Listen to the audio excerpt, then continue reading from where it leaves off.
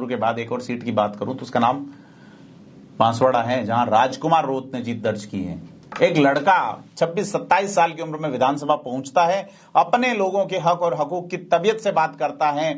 Party उसे निकाल देती है तो वो अपनी पार्टी बनाते हैं मिलके, वापस जीत के आते हैं। 3 विधानसभा सीटें राजस्थान की विधानसभा में, तीसरा सबसे बड़ा दल, और अब सीटें 4 हो जाए अतिशयोक्ति नहीं होगी, क्योंकि बागीदोरा भी वो जीत चुके हैं। राजकुमार रोत अभी भी 4-6 महीने विधायक रह सकते हैं सांसद रहने के साथ।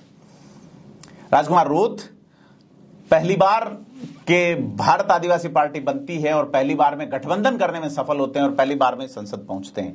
राजकुमार रोत जो कि आदिवासियों के हक और हकूक, आप उनकी आइडियोलॉजी से सहमत असहमत हो सकते हैं लेकिन उन्हें इग्नोर नहीं कर सकते। एक ऐसा लड़का 25-26 साल का लड़का जो कि बात करता है अपने अंदाज में, जल जंगल जमीन की बात करता है, संसद पहुंचता है। जनता भरपूर प्यार लौटाती है किसके अगेंस्ट?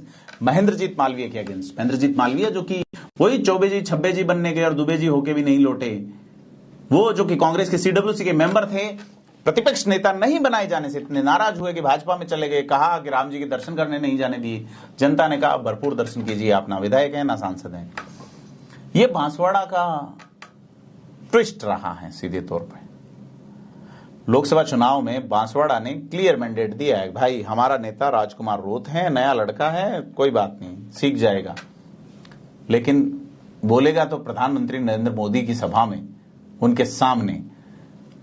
तो अब बहुत लंबे अरसे बाद कोई आदिवासी अच्छा नेता राजस्थान से जाएगा जिनकी आवाज गूंजेगी। मैंने एक विश्लेषण में पहले कहा था, कुछ लोगों के नाम मैंने गिनाए थे, जिसमें अमराराम, जिसमें राजकुमार रोत, जिसमें प्रताप सिंह खाचरियावास, जिसमें पीपी चौधरी, जिसमें प्रहलाद गुंजल, जिसमें रविंद्र सिंह भाटी, जिसमें राहुल कसवां और जिसमें हनुमान बेनीवाल का नाम मैंने लिया था कि ये लोग अगर संसद पहुंचे तो राजस्थान इस बार अलग तरीके से संसद में गूंजेगा।